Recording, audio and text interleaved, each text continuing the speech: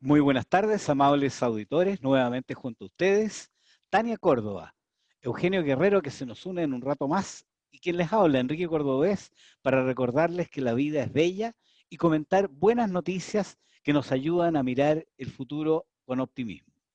Iniciamos nuestro programa de hoy dando la bienvenida al invitado, el señor Raúl Romero Goenaga, a quien desde ya agradecemos su participación. Raúl Jesús, para los amigos, es abogado, máster en Economía y Gestión, doctorando en Derecho, profesor universitario, miembro de número y consejero del Instituto O'Higginiano, y también activo participante de una serie de organizaciones, de las cuales destacamos algunas como el ser socio de la Liga Marítima de Chile, la Hermandad de la Costa y el Club Alemán de Valparaíso. Bienvenido, mi amigo Raúl. Muchísimas gracias, muy buenas tardes, Enrique. Buenas tardes nuevamente a Tania, a Patricio, bueno, y a Eugenio la saludaremos cuando se integre. Y quiero agradecerles este lindo gesto de haberme invitado a este fantástico programa y ojalá tengamos un instante muy agradable en donde además para quienes nos escuchan podamos transmitirle buenas vibras en estos tiempos que son de pandemia universal, que arrecen, pero así todo le encontraremos algo bello a la vida, ¿no es cierto? Perfecto, Esa es de la todas idea. maneras. Tania, por favor. No, que esa es la idea, transmitir, a pesar de que el panorama se vea un poco oscuro, vamos a tratar de poner siempre, nosotros tratamos de visualizar que a futuro esas cosas pueden tener una lectura más agradable, más positiva, que nos ayude a plantearnos un mejor futuro, porque en este momento la cosa se ve extraña. Todavía tenemos mucha incertidumbre y no hay nada peor para el ser humano que vivir en incertidumbre. Mira, Bueno, fíjate si me permite añadir algo, sí, Tania, con sí, tu sí, permiso, Enrique. por Ayer favor. ocurrió una cosa que desde un cierto punto de vista podría ser muy triste, pero desde otro punto de vista, si pudiéramos mirar algo así como en la mitad del vaso lleno, es que ayer falleció el caricaturista Quino, que Mm. de suyo el solo fallecimiento es algo que nos puede, digamos, entristecer. Pero veamos lo que hizo en vida. Dejó un legado de caricaturas filosóficas, Mafalda puntualmente, y toda la playa de dibujos y monitos que hacía. Pero ¿qué es lo que transmitían? Transmitía al final de cuentas un optimismo realista, que creo que es en el fondo lo que hoy día más que nunca tenemos que tener hoy día en Chile. Ese optimismo de pensar que por muy duras que sean las cosas, nos van a resultar bien y tomarla con cierto humor, porque si no vamos a empezar a generar estrés, vamos a empezar a liberar un tipo de hormonas que no nos hacen bien, y nosotros, los que tenemos alguna posibilidad, porque quizás hasta vitalmente somos optimistas, tenemos que contagiar eso, porque somos como pilas energéticas móviles que vamos irradiando y contagiando ese optimismo a otros que de repente andan como con las defensas bajas, y ahí es donde incluso ellos se enferman. Así que yo le encuentro esa gracia a este programa, transmitir optimismo realista para tomar la vida con humor y con mucha, mucha esperanza de que las cosas sí van a resultar bien. Excelente aporte, Raúl, excelente aporte. Bueno, gracias. Mira, la verdad es que en esta parte del programa, que vamos a iniciar ahora un pequeño foro sobre un tema que siempre concita diversas opiniones. En este caso, yo les quería comentar de que ayer la radio Bio Bio dio a conocer una encuesta de pulso ciudadano, según el cual el 60% de las personas no ha visto la franja electoral de cara al plebiscito que tendrá lugar el 25 de octubre, o sea, 2 semanas, 3 semanas más. Este notable desinterés se podría explicar por varias razones. Una, porque corrió la bola de que está muy enredada, que no se entiende. O la gente tiene otras preocupaciones, como andar buscando trabajo, ver si los niños van al colegio, no contagiarse. Y finalmente, una pregunta que yo les quiero plantear es que a lo mejor la mayor parte de los chilenos están convencidos que el plebiscito no va a solucionar sus problemas. ¿Qué piensan ustedes al respecto? Tania. Ya, estaba esperando que le diera la palabra, que la cosa salga más ordenada. Yo creo que va por dos partes. O sea, yo creo que por una parte tenemos que tomar en cuenta que la televisión como medio de comunicación masiva está pasando un rol distinto al que tenía cuando se visualizaron las campañas electorales y la difusión del mensaje político a través de la franja. No estamos en los 80, estamos en el 2020 y el rol de la televisión en el hogar es secundario. La televisión antes cumplía un rol, era parte de la familia, estaba en el living, el comedor, era parte del almuerzo, ver las noticias. Al menos yo me crié así con un abuelo que veía las noticias mientras estábamos almorzando, donde se comentaba la noticia.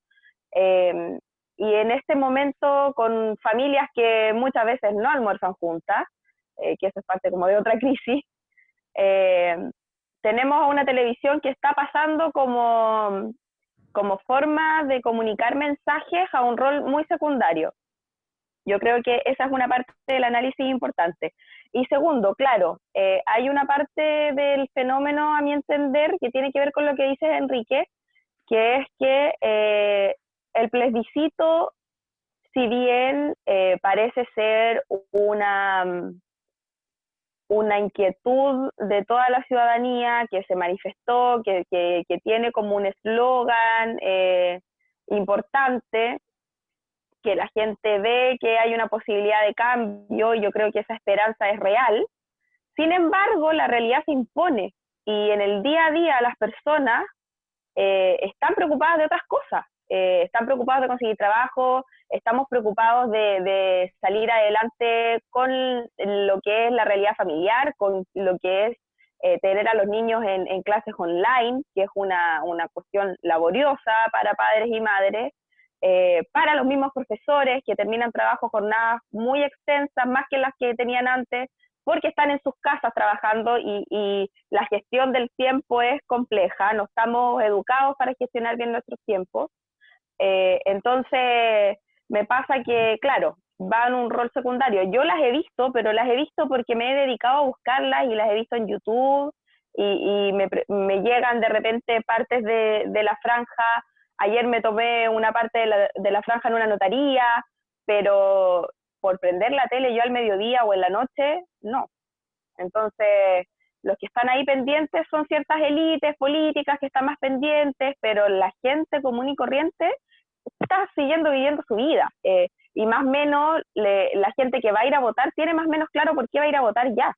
Entonces, es complejo lo de la participación también. ¿Cómo No lo sé qué ves tú, opina Raúl. Sí, sí. Mira, en muy buena medida coincido con Tania, y obviamente contigo desde el punto de vista que al plantear el problema, de alguna manera lo caracterizaste como una multiplicidad de factores que están influyendo. Entonces, dicho eso, partiendo de la base que hay varios factores que confluyen y en buena medida son los que Tania acaba de mencionar, yo te los voy a como enlistar. En primer lugar, tenemos que saber reconocer que llegamos a esto producto de un conflicto grave que se suscitó en la última parte del año pasado, en que hubo aspectos de violencia extrema, pero también hubo una serie de manifestaciones pacíficas en donde la gente dio a entender que había un cierto malestar.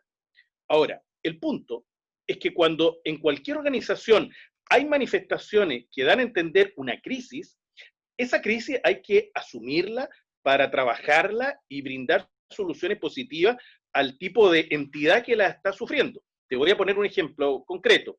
Si al interior de una familia hubiera una discusión intrafamiliar entre marido y mujer, es evidente que esto suscitaría desde ya disputas, quizá hasta una violencia mayor, pero habría que intentar solucionar eso. La pregunta es si el plebiscito es la solución a la crisis chilena, como si dijéramos, volvamos al ejemplo de la pareja matrimonial, ¿es la solución que se vayan de vacaciones y hasta con los niños? Puede ser que el problema sea tan de fondo que ni eso resuelve el problema marital, el problema puede ser tan de fondo que ni el plebiscito resuelve el problema de fondo. Tiendo a creer que en buena parte la ciudadanía en general tiene la intuición, tiene el pálpito que el plebiscito no resuelve el problema de fondo, como si los niños queriendo ir de paseo con sus padres estuvieran muy indiferentes, no le pusieran mucho empeño, porque todos se dan cuenta que este es un mero trámite, no lleva a ninguna parte. Como es un mero trámite, la gente, en la medida que esté más o menos obligada, va a ir a votar, porque es evidente que si las multas digamos, para los que van a ser vocales, o qué sé yo, lo que está en juego es importante, la gente va a cumplir con el mero trámite.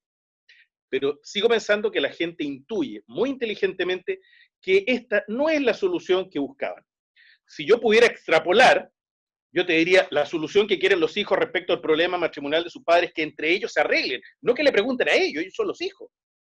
El problema chileno es que la clase política no es capaz de arreglar el entuerto, como si dijéramos son un marido y mujer absolutamente incompetentes en la habilidad de inteligencia emocional que tienen. Y sin embargo le están pidiendo a los hijos, a los votantes, que vayan a resolver el problema. Eso no corresponde. Es la clase política la que debe haber arreglado esto, y no con un plebiscito que además es una millonada de recursos que hoy día más que nunca hacen falta para reconstruir de todo. Entonces, estamos en un lío, porque la gente es obvio que ya captó que esto no resuelve el problema, es algo que va a ser más oneroso para el país en general, son recursos que ellos necesitarían para que, por ejemplo, les subsidien más el proempleo y cosas de esa naturaleza. Llegado el momento, lo más probable es que sí vayan, y lo más probable es que tengan, como bien dice Tania, ya una idea formada. El problema es que esta no era la solución. Sigo pensando que la solución era que los políticos estuvieran de una vez por todas a la altura de las circunstancias y hubiesen sido capaces, desde el presidente de la República, pasando por el Congreso, de ofrecer una solución como quien se la ofrece a sus hijos, ¿en orden a qué? A seguir juntos como país. Se ha perdido una buena parte de la unidad emocional de quienes conformamos la ciudadanía chilena. Es como que si al interior de la familia los hijos ya se hubieran desentendido del hogar.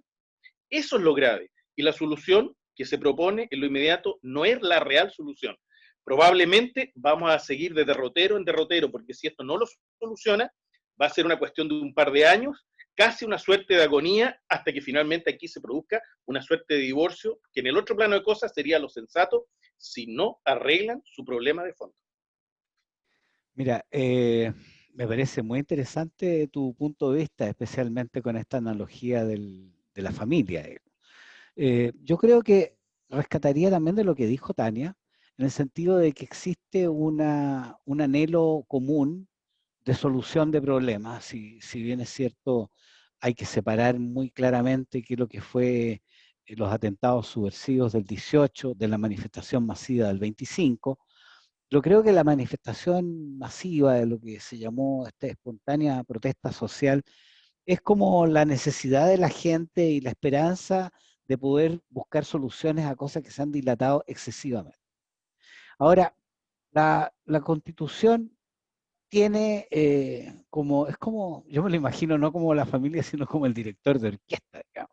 Él tiene la pauta al frente, él dirige cómo va a funcionar cada una de las cosas, pero los músicos están muy desafinados.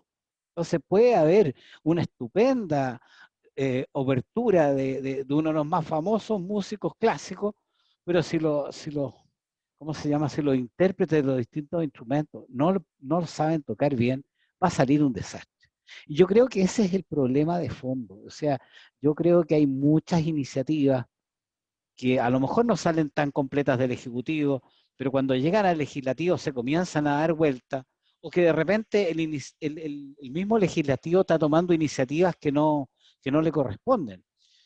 El plebiscito nos va a llevar a un escenario distinto. Yo no sé cómo lo ves tú, Tania, pero ¿qué va a pasar si la Constitución, la nueva Constitución que se quiere escribir desde cero, no queda prácticamente nada en esa hoja en blanco porque entre las dos fuerzas en pugnas no hay acuerdo? ¿Qué crees tú que puede pasar, Tania? La controversia de los 2/3 o del tercio. eh, Mire, yo creo que el peligro, bueno, está el fantasma de que el plebiscito de salida, que es de voto obligatorio, no sé por qué de entrada no fue obligatorio, tenga ahí un rebote. Existe la posibilidad, mientras la cosa sea así y sigamos acá en un imaginario total, de que se rechace, de que no se quede conforme, de que tengamos finalmente una constitución que no sea un buen director de orquesta, como dice Enrique. Lo fundamental, sin querer poner todo, yo no está en mí llenar de derechos una constitución, pero tampoco me parece que sea una buena constitución aquella donde quedan zanjadas 3, 4 cosas que este grupo pueda creer fundamentales en lo que todos estamos de acuerdo, porque el simple hecho de estar todos de acuerdo con esta regla de los 2/3, o con este tercio censurador, como lo queramos plantear, da lugar a que esto en lo que todos estamos de acuerdo sea, y eso es un riesgo importante. Ahí me hace mucho sentido lo que decía Raúl respecto a una clase política que no se hace cargo de los problemas que realmente tenemos en la sociedad actual, en Chile actual. Hay una crisis institucional que es tremenda, que terminó en todo esto, creo yo, un no creerle a los políticos, un desarraigo de lo que es el planteamiento de la clase política y lo que está viviendo la ciudadanía.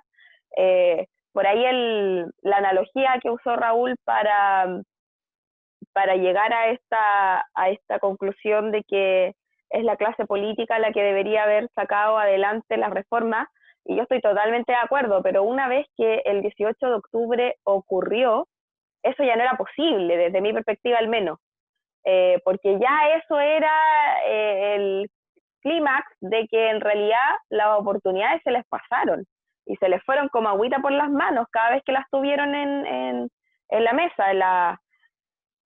La capacidad de la clase política de leer lo que estaba pasando, de darse cuenta que venía una ciudadanía que se estaba empoderando o que se estaba haciendo cargo de una forma distinta de sacar adelante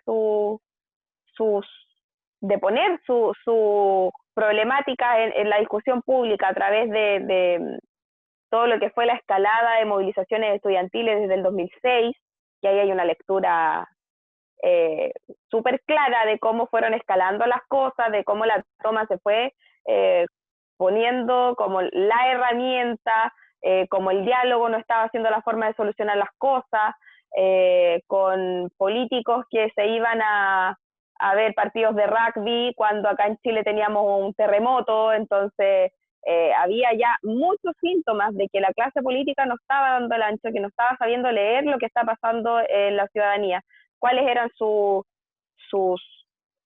demandas, que yo creo que por lo demás todos consideramos súper legítimas.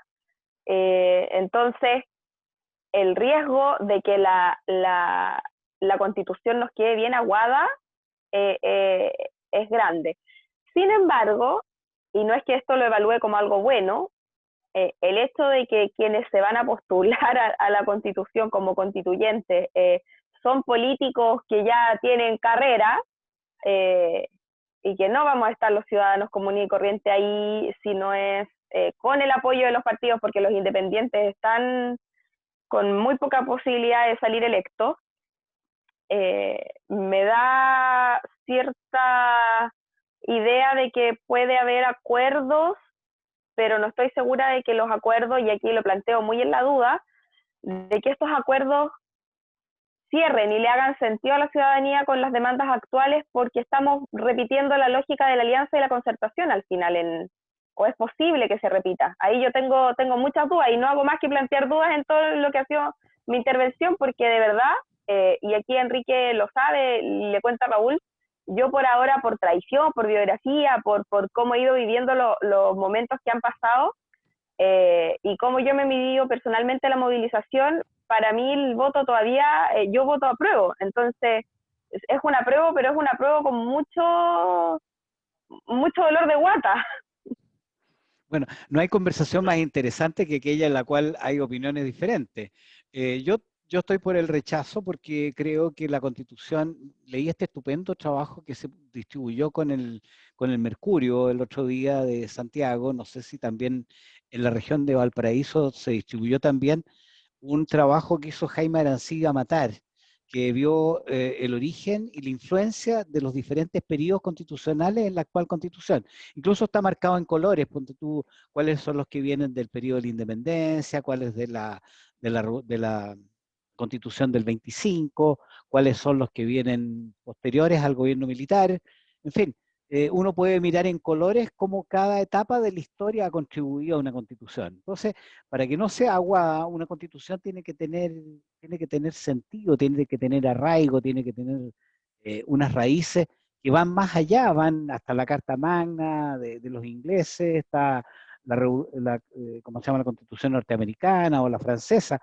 Yo creo que la constitución es como una declaración de principios muy extensa, tiene alguna tendencia de repente más hacia un sentido de impulsar un modelo liberal o un modelo más socialista, porque ahí está todo el debate de la propiedad, ¿no es cierto? Pero en general es un reflejo de nuestra historia y de lo que somos. Así que yo, en ese sentido, yo estoy por el rechazo, pero estupendo que podamos intercambiar ideas. No sé qué piensas tú, Raúl. Gracias, Enrique. Mira, uno aprende en la vida que a veces tiene que facilitarse la toma de decisiones sobre la base de una suerte de principios rectores de las tomas de decisiones para no darse tantas vueltas y perder tiempo, en especial si tienes que tomar muchas decisiones seguidas, como que hubiera que haber tenido un principio rector para decir, esto es así, esto es así, me demoro poco en tomar la decisión porque ya definí el principio. Te voy a poner un ejemplo. Si estoy a cargo de una familia, pareciera ser que lo primero es la familia, después voy yo. Por lo tanto, no me cuesta mucho tomar una decisión de gasto si mis recursos fueran, como pasa hoy día en muchas familias chilenas, fueran escasos. Primero a la familia, después voy yo. Así que mi entretenimiento, mi compra de cosas particulares va después que yo financie la vivienda, la alimentación, la salud, la educación, después va mi entretenimiento. Ese es un ejemplo sencillo de criterio de toma de decisiones en lo presupuestario familiar, por ejemplo.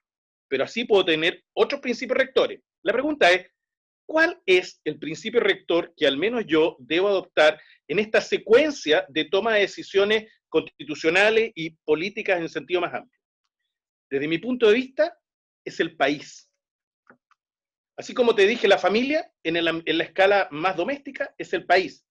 País que puede tener para diferentes sectores diferentes denominaciones. Para uno será la nación, para otro será la patria, para otro será la sociedad, como lo quieran llamar. Pero estamos hablando de la unidad máxima de nosotros, los habitantes de Chile, que somos nacionales y extranjeros, los que estamos en esta tierra. Ese es mi primer criterio de toma de decisión. Después, casi con seguridad va a venir mi familia. Si yo tomo un criterio así, tendría que racionalmente decir, lo del plebiscito, ya te decía, no es la solución. Porque el problema de fondo yo lo visualizo en dos. En primer lugar, la Constitución Política de 1980, independientemente de los artículos transitorios, mientras avanzaba el gobierno cívico-militar, fue pensada, y se unió Eugenio, así que lo aprovecho de saludar, fue pensada esa versión liberal de la Constitución de 1980 para un ciudadano espléndido, un ciudadano educado, culto, civilizado, con todas las instituciones de la República de verdad funcionando en forma, como un país anglosajón como podría ser hoy día Gran Bretaña. Esa constitución, la liberal y con un modelo económico capitalista, era la que se propuso a Chile y avanzamos en eso. Pero ¿qué falló? La educación, la cultura. Es como si, volvamos al ejemplo de la familia para que todo el mundo lo entienda. Yo a mis hijos, cuando empiezan a caminar y todavía no tienen ni 2 años y usan pañales, no caminan, no hablan, ellos dependen totalmente de mí. Yo soy un Estado absolutamente solidario. Pero mi intención como padre es que mis hijos y hijas tengan alas y se vayan de la casa y formen su familia. Por lo tanto, llega un minuto en que yo soy subsidiario. O sea, llega la hija, papá, tengo un problema con mi marido, soy subsidiario. Llega mi hijo, mira, tengo un problema de plata, papá, para pagar un crédito, soy subsidiario. Pero ¿cómo partí? Siendo muy socialista. ¿Cómo terminé? Siendo muy liberal. Esa es como la ley natural de la crianza de las personas. El Estado no es distinto. El problema es que durante el gobierno militar con mucho cariño que podamos tener a mucho de lo que hizo y muchas críticas para otras cosas, se dedicó, caricaturizando, en dar dinero como el padre que da dinero y no dio amor. Hasta que vino otra presidenta que dio puro amor y falló en la cuestión económica. Y nos fuimos de un extremo al otro. Los orientales, que son unas sociedades muy sabias, te hablan del punto medio, de volver de acuerdo al karma al dharma. Entonces hemos estado oscilando desde el gobierno de la Unión Popular al gobierno de Pinochet y ahora a esta vicisitud de un extremo a otro. Sí, el punto medio. Mira, en términos de política comparada, la economía social de mercado de la República Federal de Alemania, que la sacó de la Segunda Guerra Mundial, es lo que más o menos necesitamos como orden público económico. Un Estado, al día de hoy, un poquito más solidario, pero en especial en educar a su gente. Porque podríamos no tener territorio físico. Ya ha habido diásporas en la humanidad un montón de veces en donde la gente ha salido, pero ha salido con... Mira, si hasta de Cuba los que crearon Bacardí de nuevo salieron con la idea, y hoy día el ron Bacardí, que es cubano de origen, se produce en México. ¿Te fijas? Así que en definitiva, para terminar, aquí hay que sacar a la clase política que son una incompetente y los hijos, por decirlo así en el ejemplo, de alguna manera tomen la rienda de su familia, vuelvan a crear incluso sus padres, mira lo que te estoy diciendo, y solucionen el problema. Pero además hay que educar a la gente. Tu micrófono, Enrique. Está sumamente entretenida y creo que nos toca lamentablemente, bienvenido Eugenio, el momento de partir a nuestra pausa musical. ¿De qué vamos a hablar hoy día? Hoy día vamos a hablar de un puerto hermano al puerto principal de Valparaíso, el puerto de Punta Arenas. Se habla siempre cuando se dice que nos colonizaron y nos conquistaron los españoles y nos viene a la mente rápidamente los nombres de Almagro, 1531, Pedro Valdivia, 1541, pero la verdad es que el primer territorio nacional que se descubrió fue el contiguo al Estrecho de Magallanes hace casi 500 años. El 1 de noviembre se cumplen 500 años de descubrimiento del Estrecho de Magallanes. Eso nos permitió tener la llave de comunicación entre los dos océanos, Atlántico y Pacífico, durante muchos años, hasta que se construyó el Canal de Panamá. Y Valparaíso comenzó lamentablemente en 1914 a declinar su importancia. Y muchas cosas, como lo hemos dicho en nuestro programa, se fueron lamentablemente a Santiago. Sandy Point le puso un británico que navegó el estrecho y ahí se construyó en ese lugar Punta Arenas, que significa ese nombre. Yo quiero mandarles junto con ustedes un cariñoso saludo a nuestros amigos, que cariñosamente les llamamos chumangos, y les invitamos a escuchar ahora una típica canción patagónica, El Ovejero, interpretado por Pedro Mesone.